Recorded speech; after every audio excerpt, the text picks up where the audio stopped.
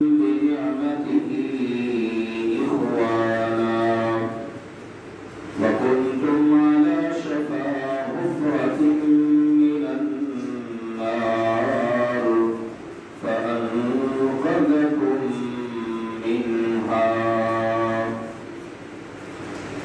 اللہ سبحانہ وتعالی نے ارشاد فرمایا یا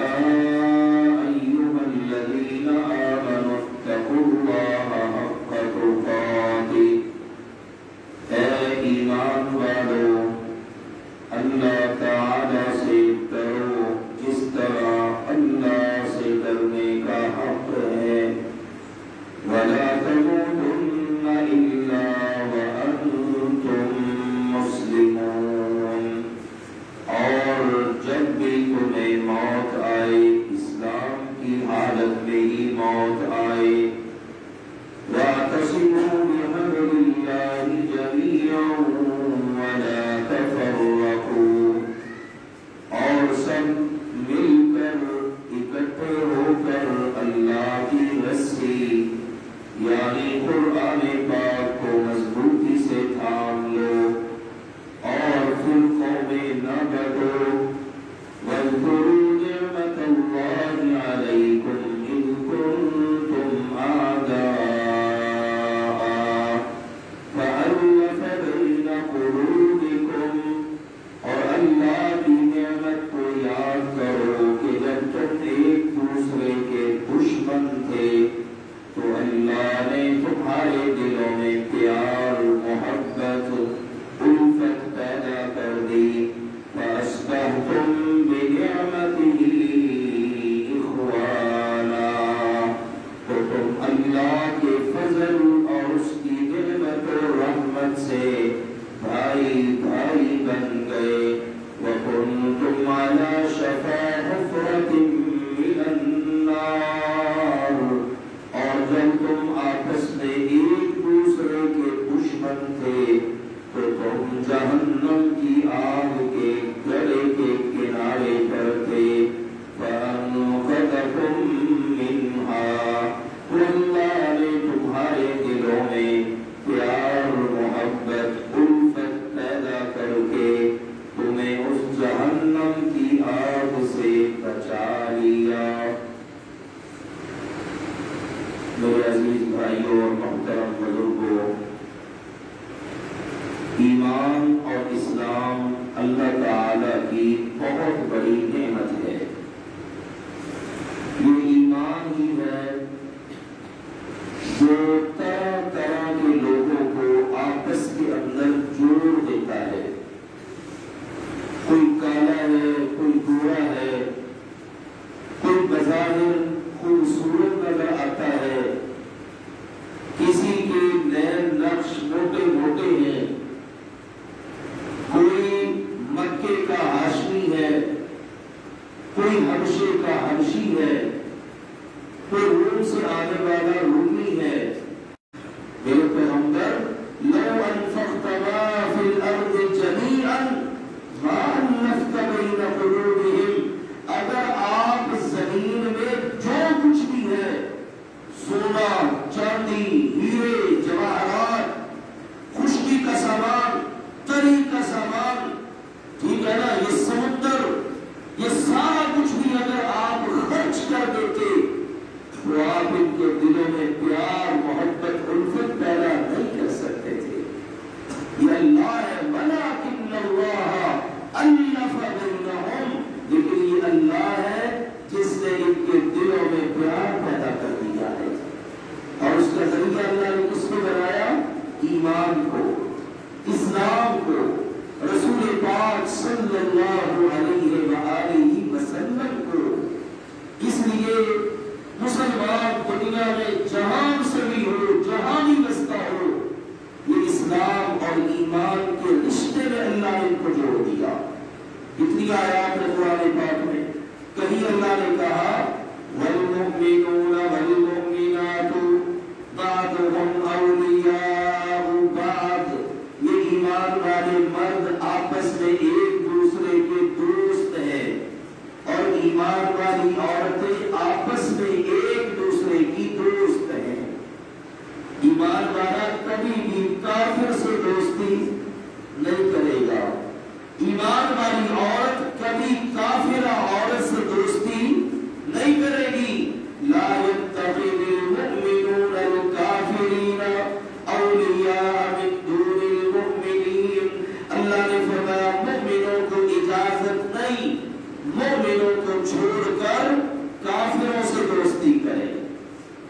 اللہ کی دوستی کیسی ہونی چاہیے؟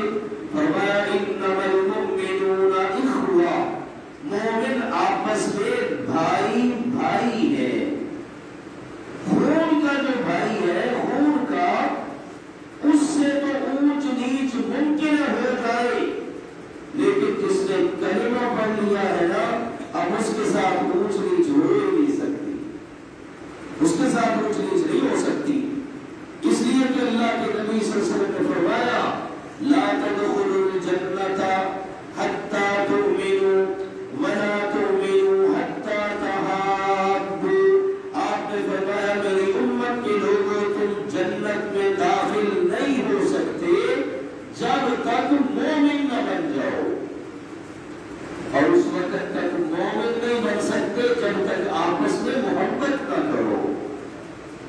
ہمارا دین محبت والا دین ہے، ہمارا مذہب محبت والا مذہب ہے۔ یہ تو آج کے کافر ہیں، ہر زمانے کے کافر ایسے ہیں، انہوں نے اسلام پر کیچڑ اچھالا، اسلام کے بارے میں باتیں کی، اسلام کو دہشت گردی کا مذہب کہا۔ اسلام سلامتی سے ہے، ایمان امن سے ہے۔ ہمارے تو ایمان اور اسلامی سارے ہمارے مذہب کی عکاسی کر رہے ہیں۔ حدیث میں کیا آتا ہے؟ المؤمن من امنہ الناس، مومن وہ ہے جس سے سارے ایمان والے امن میں رہتے ہیں۔ المسلم من سلم المسلمون من لسانہ ویدہ، مسلمان کون ہے؟ جس سے سارے مسلمان ہی سلامت رہتے ہیں۔ یہ ہے ہمارا ایمان اور ہمارا اسلام۔ تو کہا تم مومن نہیں ہو سکتے جب تک آپس میں محبت نہ کرو، جنت میں داخل نہیں ہو سکتے جب تک مومن نہ بنو، اور مومن نہیں بن سکتے جب تک آپس میں محبت نہ کرو۔ دیکھیے ایمان کا راستہ کہاں سے جا رہا ہے؟ میرے اور آپ کے دل سے، ایمان والوں سے۔ اور دیکھیے محبت بھی کیسی، بس مختصر بات کرتا ہوں کیونکہ بات سمجھنی سے جانی مقصد ہے۔ ایک آیت سن کر، ایک حدیث سن کر اگر ہم عمل کرنے والے بن جائے گا تو میرے عزیزوں یہ کافی ہے۔ 90 چوڑے درس سنے عمل کرے گا فائدہ کوئی نہیں، بس ایک حدیث سن لے اور قرآن سے مختصر ایک واقعہ سن لے اور بات ساری کا نچوڑ ہمارے سامنے آ جائے گا۔ صحیح بخاری شریف میں ہے، سیدنا عبد الرحمن بن عوف رضی اللہ تعالی عنہ، یہ بڑے مالدار صحابی تھے۔ ان وقتوں میں ان کا کاروبار کن ملکوں میں پھیلا ہوا تھا، اتنے امیر۔ ہجرت کر کے نا یہ آ گئے مدینہ منورہ۔ سبحان اللہ، ہجرت بتاتی ہے، اسی لیے تو حدیث میں آتا ہے نا، ہجرت کرنے سے بندے کے پہلے کے سارے گناہ اللہ معاف کر دیتا ہے۔ ہجرت کرنا کوئی معمولی عمل نہیں ہے، گھر بار چھوڑنا ہے، ممکن ہے بیوی بچے بھی چھوڑنے پڑے، ماں باپ چھوڑنے پڑے، بہن بھائی چھوڑنے پڑے، خاندان چھوڑنا پڑے، پورا قبیلہ چھوڑنا پڑے۔ آج کتنے ہمارے بھائی ہیں جو سارا کچھ چھوڑ کے ہی اللہ کی راہوں میں چلے گئے۔ اللہ ان سب کی قربانیوں کو قبول فرمائے۔ تو ہجرت یہ ہے، ہجرت اس کی ایک جھلک ہمارے سامنے، تو ہجرت کر کے نہ آ گئے۔ اب اللہ کے نبی صلی اللہ علیہ وسلم نے نا یہ کر رکھا تھا، جو مہاجر ہجرت کر کے آتا نا، آپ انصاریوں میں سے کسی کو بلاتے اور بلا کے دونوں کا ہاتھ ایک دوسرے کے ہاتھ میں دے دیتے اور فرماتے آج کے بعد تم دونوں بھائی ہو۔ تو سیدنا عبد الرحمن بن عوف رضی اللہ عنہ کہتے ہیں اللہ کے نبی صلی اللہ علیہ وسلم نے جب میں آیا تو مجھے بلایا، عبد الرحمن ادھر آؤ۔ جی حضور میں حاضر ہوں۔ آپ نے کہا ساتھ میں نبی ادھر آؤ، انصاری مدینہ میں رہنے والے ادھر آؤ، انصاری ساتھ آ گئے۔ فرماتے آخا رسول اللہ صلی اللہ علیہ وسلم بینی وبین سعد، اللہ کے نبی صلی اللہ علیہ وسلم نے میرا ہاتھ پکڑا اور سعد کا ہاتھ پکڑا اور ہمارے ہاتھ ایک دوسرے کے ہاتھ میں دے کر فرمایا تم دونوں آج کے بعد بھائی بھائی ہو۔ کس نے بنا دیا بھائی؟ اللہ کے رسول نے صلی اللہ علیہ وسلم۔ عبد الرحمن بن عوف اور سعد بن ربیع دونوں کی ماں ایک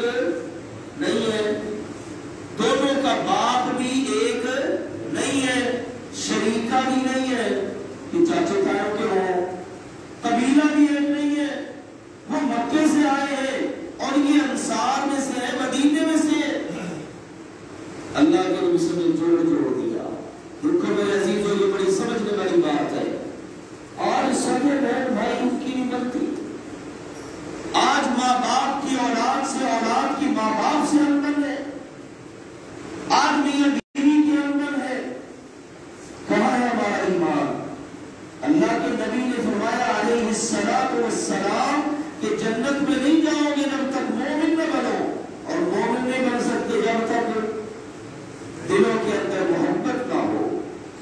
मेरे अजीजों, दावा करना बड़ा आसान है कि हम जन्नती हैं, जन्नत हमारे लिए है, लेकिन अमल करके दिखाना बड़ा मुश्किल है। ठीक है ना? अब अब्दुर्रहमान बिन औफ रज़ियल्लाहु अन्हु को और साद रज़ियल्लाहु अन्हु को अल्लाह के रसूल ने उनकी इस उम्र में भाई भाई बना दिया। खूनी रिश्ता कोई नहीं। और अगर खून के रिश्ते होना, फिर अल्लाह ने कुरान में बताया पहले यही रिश्ता था, फिर अल्लाह ने वो पहले वाला कानून बना दिया। अल्लाह ने कहा नहीं भाई, जो खूनी रिश्तेदार होंगे ना वही हकीकी रिश्तेदार है। जो खूनी बहन भाई है वही बना सकते हैं, एक दूसरे के हकदार बनेंगे। पहले ये होता था कि जिसको भाई बना दिया ना, अब वो मुकम्मल जिम्मेदार है, विरासत में भी हिस्सेदार है, दीगर मामलात में भी। लेकिन देखो असल क्या है? खूनी रिश्ता या नस्बी रिश्ता या ससुराली रिश्ता, किसकी वजह से ये सारे मामलात बनते हैं? बाहर जो मैं बात बताने लगा वो ये, साद रज़ियल्लाहु ताला अन्हु अब्दुर्रहमान बिन औफ रज़ियल्लाहु कहते हैं, वो मुझसे जब मिले ना भाई बनने के बाद, तो मुझे कहते हैं मेरे भाई अब्दुर्रहमान, इन्नी उक्तिरुल अंसार मालन, अंसार जितने मर्जी देख लो पूरे मदीने में, सारे अंसारियों में सबसे ज्यादा माल मेरे पास है। तो अब्दुर्रहमान, आज के बाद वो माल सारा मेरा नहीं है, आज के बाद आधा मेरा है और आधा तेरा है। क्यों नहीं? भाईचारे का मजा आ गया ना?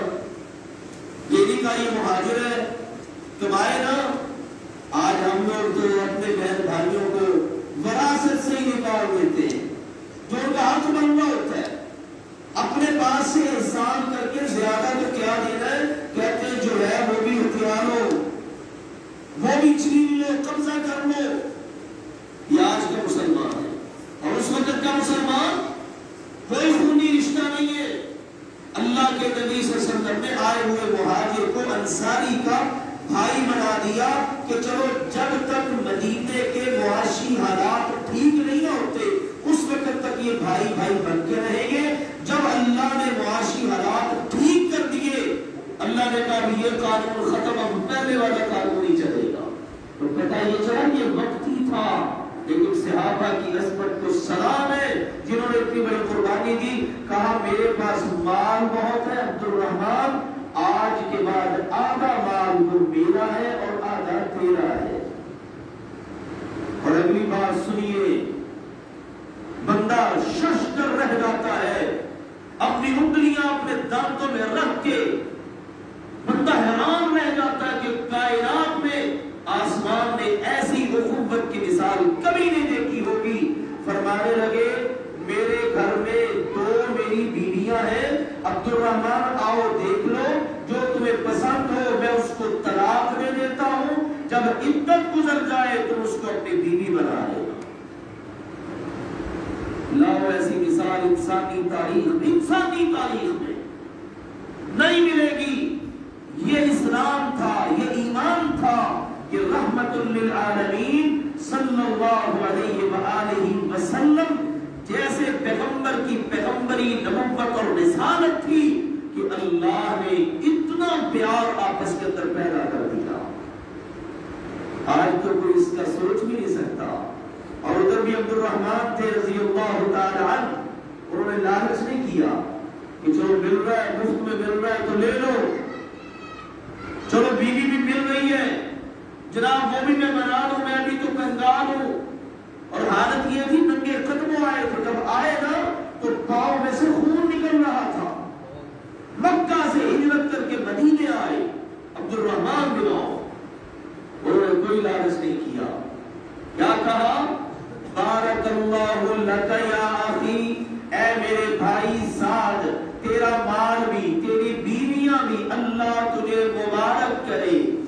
بھائی مجھے بتا مدینے کا بازار کدھر ہے؟ انہوں نے بتایا، چلے گئے، جا کر محنت کی، گھی کا کاروبار کیا، اللہ نے اتنا عطا کیا کہ انہوں نے سونا لے لیا۔ سونا جب دینے کے قابل ہو گئے نا حق مہر میں، ادھر سونے کے مالک بن گئے، ادھر انصاری عورت سے شادی کر لی، اور حق مہر میں انہوں نے سونے کے اس عورت کو باقاعدہ اس کی ڈلیاں دی۔ دیکھو جب لالچ نہیں نہ ہوتا پھر کون نوازتا ہے؟ اللہ۔ اللہ نوازتا ہے اپنی رحمت کے ساتھ۔ ہم یہاں لالچ کرتے ہیں، لے لو، یہ بھی لے لو، وہ بھی لے لو، ہتھیار لو، کیا ضرورت ہے، جیسے آتا ہے کیا دیکھنا، بس آنے دو۔ نہ میرے عزیزو، دینے والا بھی مخلص ہو اور لینے والا بھی لالچ نہ کرے تو اللہ اپنی رحمت سے نواز دیتا ہے۔ یہاں پر تو یہ ہے، اور دوسری طرف سیدنا یعقوب علیہ السلام کے بیٹے ہیں کتنے؟ 12۔ کتنے بیٹے ہیں؟ 12۔ سارے بھائی ہیں۔ ان کا ایک بھائی ہے جس کا نام ہے یوسف، چھوٹا بچہ ہے، بڑا خوبصورت ہے۔ یہ تو فطرت ہے نا، چھوٹے بچے سے ماں باپ کو زیادہ پیار ہوتا ہے، سارے گھر والوں کو پیار ہوتا ہے، وہ چھوٹا جو ہے تو وہاں بھی یہی تھا، ابا جی کو پیار تھا، محبت تھی۔ اب بھائیوں نے کہا یہ کیا بات ہے، یوسف سے ابا جی بڑی محبت کرتے ہیں اور ہمیں توجہ نہیں دیتے۔ اِذْ قَالُوا لَيُوسُفُ وَأَخُوهُ أَحَبُّ إِلَىٰ أَبِينَا مِنَّا وَنَحْنُ عُصْبَةٌ۔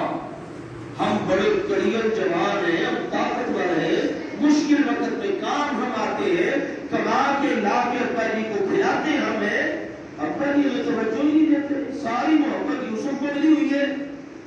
ایک دن 11 بھائی سر جوڑ کے بیٹھے، لیکن ایک بھائی ایسا تھا جس کی بڑی محبت تھی یوسف سے، کہنے لگے اس کو نکال دو۔ 10 بیٹھ کے مشورہ کرتے کہیں جا کے بات لیک نہ کرتے، بنیامین کو بھی اٹھا دو۔ اب 10 بھائیوں نے منصوبہ بنایا۔ منصوبہ کیا بن رہا ہے؟ ایک باپ کی اولاد ہے، منصوبہ کیا بن رہا ہے؟ اقتلوا یوسف، یوسف کو قتل کر دو، یوسف کو راستے سے ہی ہٹا دو، نہ یہ ہوگا نہ ابا جی سے محبت کریں گے، یا پھر ابھی تراہو ارضا، یا پھر اس کو دور کسی جنگل میں پھینک دو، یخل لکم وجہ ابیکم، ابا جی کی توجہ حاصل ہو جائے گی۔ پھر یہ ہوگا ہی، ابا جی پھر ہم سے محبت کریں گے نا، یہ ہوگا ہی نہیں جب۔ اب آپ دیکھو میرے عزیزو، حسد نے، حسد کس بات کی وجہ سے آ گیا کہ ابا جی اس سے ہماری نسبت زیادہ محبت کرتے ہیں۔ یہ چیزیں ہوتی ہیں حسد والی، اس کے پاس مال زیادہ ہے، اس کے پاس خوبصورتی ہے، اس کے بچے ماشاءاللہ پڑھتے ہیں، یہ تو آگے نہیں کر رہا ہے، یہ تو ساری محنت کرتے ہیں، ان کے گھر کے اندر تو بڑی دولت ہے، ان کے گھر کے اندر تو اچھے اچھے کھانے پکتے ہیں، یہ تو ماشاءاللہ تندرست رہتا ہے، کبھی بیمار ہی نہیں ہوا۔ اب کیا شروع ہو جاتا ہے؟ حسد۔ حالانکہ سوچو ان کو یہ سارا کچھ دینے والا کون ہے؟ اللہ۔ تو حسد کرنے والے کو بھی دینے والا کون ہے؟ اس کو ملنا نہیں دے رہا ہے نا۔ وہ بجائے اس کے کہ ان سے حسد کرے، وہ دعا کرے یا اللہ ان کو بھی مبارک فرما اور یا اللہ مجھے بھی عطا فرما۔ یہ سیکھ لو میرے عزیزوں یہ چیزیں۔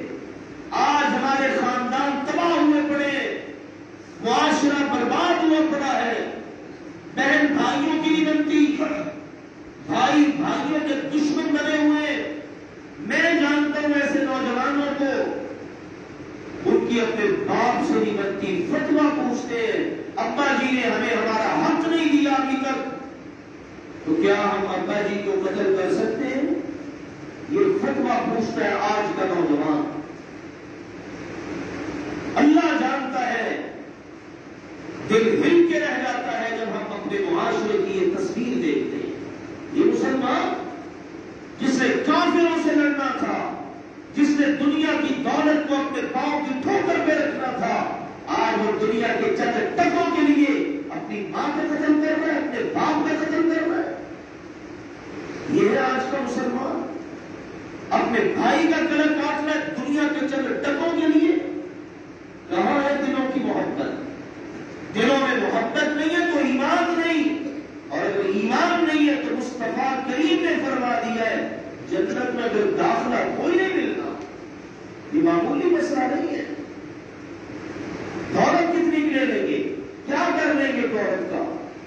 دولت جن کے ہاتھوں میں بھی تھی وہ بھی تو چھوڑ کے ہی گئے ہیں نا، تو جن کے پاس آ جائے گی انہوں نے بھی چھوڑ کے جانا ہے، کفر میں کوئی جیب تک نہیں ہوگی، وہاں پر ساتھ قبر میں کوئی رجسٹریاں نہیں رکھی جاتی، کوئی بینک کی شیٹ اور ریکارڈ نہیں رکھا جاتا کہ بینک کی اسٹیٹمنٹ ساتھ رکھی جائے کہ لو اس کے بعد دولت اتنی زیادہ ہے۔ یہ سب کچھ ادھر ہی رہ جانا ہے۔ اللہ کے لیے اس معاشرے کے لوگوں، مردوں، عورتوں، جوانوں، بزرگوں، آپ اس دولت کے لیے، اس دنیا کے لیے اپنے رشتوں کا تقدس تباہ نہ کرو۔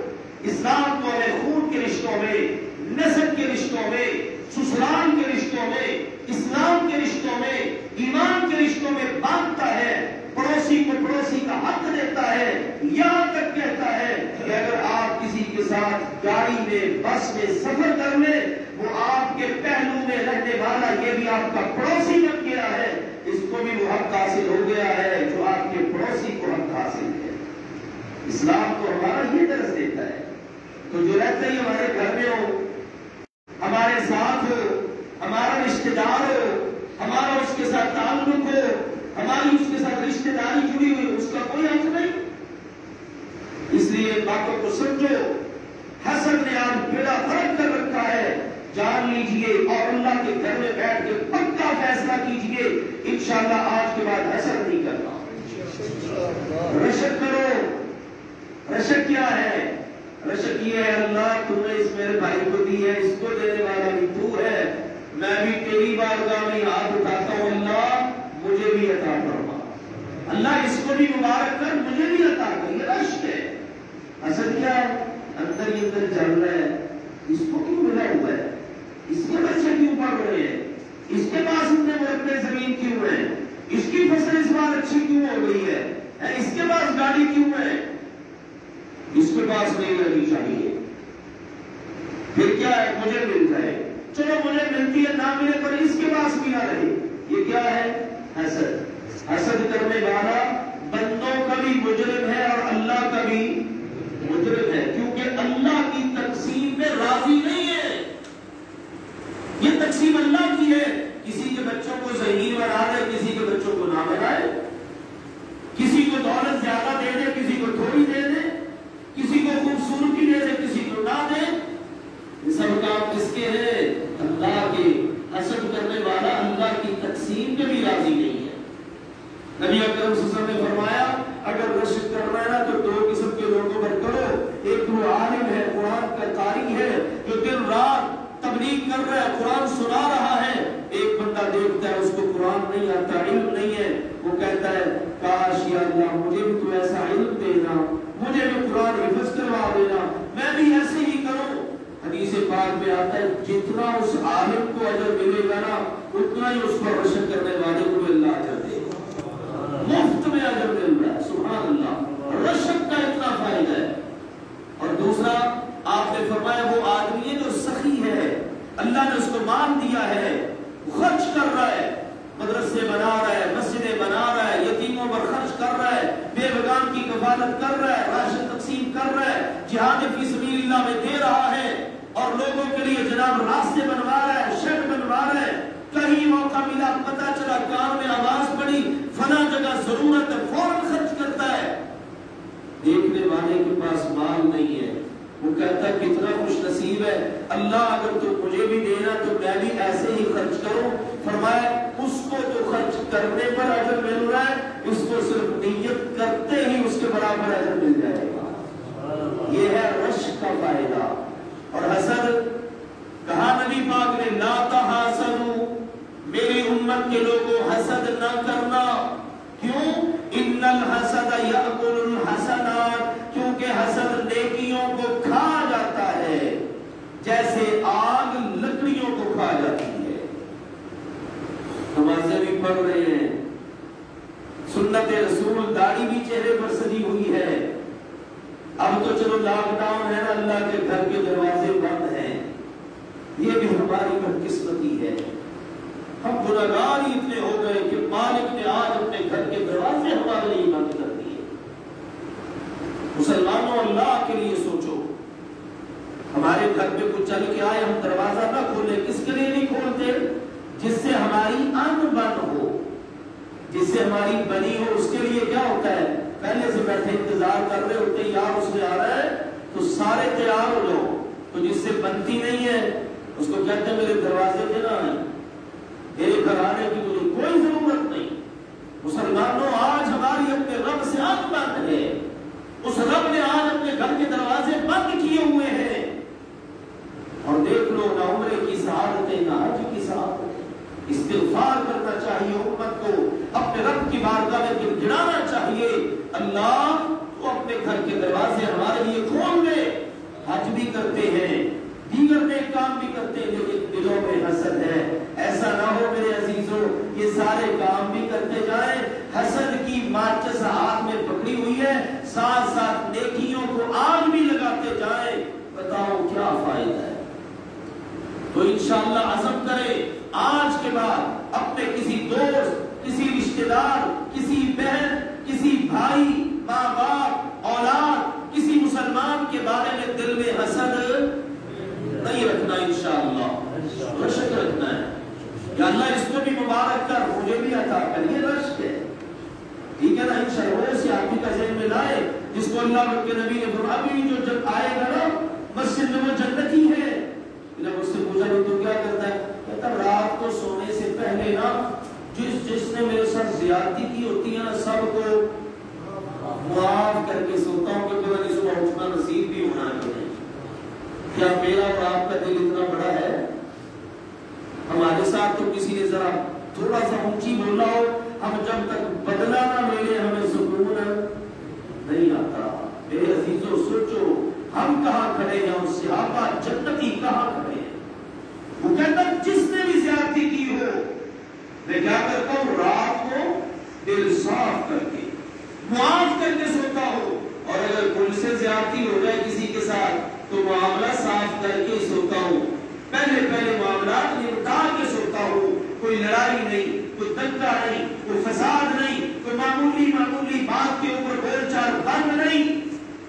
آج ہمارا تو یہی حال ہے نا, ذرا سی بات ہوگی بول چال بند. مرن جیل ختم, انا للہ و انا الیہ راجعون. یہ مسلمان ہے. تو دیکھو بھائیوں کا حسد اور کہاں اتر آئے, اس کو قتل کر دو, معصوم بچہ ہے. یوسف کہتے ہیں قتل کر دو. بھائیوں کا خون سفید ہو گیا. 12 مرتبہ واقع. آخر میں کیا ہوا؟ ماں باپ بھی آ گئے, 11 کے 11 بھائی بھی آ گئے. خواب کی تعبیر پوری ہو گئی. ابا جان امی جان تخت کے ساتھ بیٹھے یوسف علیہ السلام کے. اب یوسف علیہ السلام کیا کہتے ہیں؟ وَرَفَعَ أَبَوَيْهِ عَلَى الْعَرْشِ وَخَرُّوا لَهُ سُجَّدًا وَقَالَ يَا أَبَتِ هَذَا تَأْوِيلُ رُؤْيَايَ مِن قَبْلُ قَدْ جَعَلَهَا رَبِّي حَقًّا وَقَدْ أَحْسَنَ بِي إِذْ أَخْرَجَنِي مِنَ السِّجْنِ وَجَاءَ بِكُم مِّنَ الْبَدْوِ مِن بَعْدِ أَن نَّزَغَ الشَّيْطَانُ بَيْنِي وَبَيْنَ إِخْوَتِي. یہ ہے وہ بات. ابا جی پاس ہیں, امی جان پاس ہیں, بھائی سجدے میں گرے ہوئے. کہا ابا جی یہ خواب کی تعبیر پوری ہو گئی ہے. ابا جی وہ جب چھوٹے ہوتے نے خواب دیکھا تھا نا, تعبیر اب پوری ہوئی ہے. اللہ آپ کو بھی لے آیا, اللہ نے مجھ پر بھی کرم کیا. ابا جی وہ جو بھائیوں نے مجھے اٹھا کے کنویں میں پھینکا تھا نا, وہ میرے بھائیوں کا قصور نہیں ہے. اصل یہ ہے کہ شیطان نے میری نفرت جو ہے میرے بھائیوں کے دلوں میں ڈال دی تھی. کس نے؟ شیطان نے. نزغ الشیطان, دلوں میں نفرت ڈالنا کس کا کام ہے؟ سمجھ لو میرے عزیزوں, میرے پیارے بھائیوں, میرے بزرگوں, آج ہم بھی جا جا کے کام کرتے ہیں. میں اب کس بات کو ذکر کروں؟ درس کا جو وقت میں نے کہا تو اس سے زیادہ بات ہو رہی ہے. چلو آخری بات بھی سن لو توجہ سے. جوڑنا اللہ کا کام ہے, توڑنا کس کا کام ہے؟ شروع میں آپ نے سنا اللہ فبین قلوبہم، صحابہ کہاں سے آئے، ان کے دلوں میں الفت کس نے ڈالی؟ اللہ نے۔ یوسف علیہ السلام اور ان کے بھائیوں کے درمیان درار کس نے ڈالی؟ شیطان نے۔ یہاں سے سمجھ لو بات۔ آج ہم میں جوڑنے والے کتنے ہیں، توڑنے والے کتنے ہیں؟ ہم کہتے ہیں، ہم دیکھتے ہیں ہمارا معاشرہ ہے، ہمارے گھر ہے، جوڑنے والا قسمت سے ملتا ہے، توڑنے والے ہر جگہ ہی موجود ہیں۔ ذرا سی دو افراد کے درمیان انبن ہوئی، اس کے کان بھر اس کے خلاف، اس کے بھر اس کے خلاف۔ میاں بیوی کے درمیان ذرا سا معاملہ ہوا، عورتیں آ کے عورت کے کان بھرے گی، مرد آ کے مرد کے کان بھریں گے، گھر بسنے نہیں دینا۔ کس کا کام ہو رہا ہے؟ شیطان کا۔ تو قرآن کیا کہتا ہے؟ قرآن کہتا ہے آپس میں جوڑو، حتیٰ کہ حدیث پاک یہاں تک کہتی ہے جوڑنے کے لیے، حالانکہ اللہ نے جھوٹ بولنے کو کیا کیا ہے؟ حرام۔ کہاں اگر جوڑنے کے لیے جھوٹ بولنا پڑے، جاؤ امت مصطفیٰ کے لوگوں، تمہیں اس کی اجازت ہے۔ واہ میرے اللہ، تو نے اپنا قانون یہاں بدل دیا کہ آپس میں جوڑنے کے لیے جھوٹ بھی بول سکتے۔ بتاؤ میرے عزیزو، ہم کس کس بات کی اصلاح کریں؟ تو انشاءاللہ میرے آج کے اس درس کا پیغام یہ ہے، ہم نے انشاءاللہ ایک تو حسد نہیں کرنا، کیا کرنا ہے؟ رش، آپس میں پیار، محبت، الفت، بھائی چارہ۔ کیوں کرنا ہے؟ اللہ مجھے تمہیں جنت چاہیے، مجھے کیا چاہیے؟ جنت۔ جنت کیسے ملے گی؟ جب ایمان ہوگا۔ ایمان کیسے ہوگا؟ جب آپس میں محبت ہوگی۔ اور دوسری بات ہم نے انشاءاللہ یہ بھی ذہن میں رکھنی ہے کہ انشاءاللہ آپس میں جوڑنے کا کردار ادا کرنا ہے، کبھی توڑنے کا کردار ادا نہیں کرنا۔ یاد رکھو میرے عزیزو، حدیث پاک میں بھی آتا ہے جو توڑتا ہے، اللہ کہتا اقطع من قطعک، جو توڑتا ہے نا میں پھر اس کو اپنے سے توڑ دیتا ہوں۔ اور آسینو من وصلک، اللہ کا فرمان ہے حدیث قدسی میں، جو جوڑتا ہے اللہ کہتا ہے میں اس کو اپنے ساتھ جوڑ لیتا ہوں۔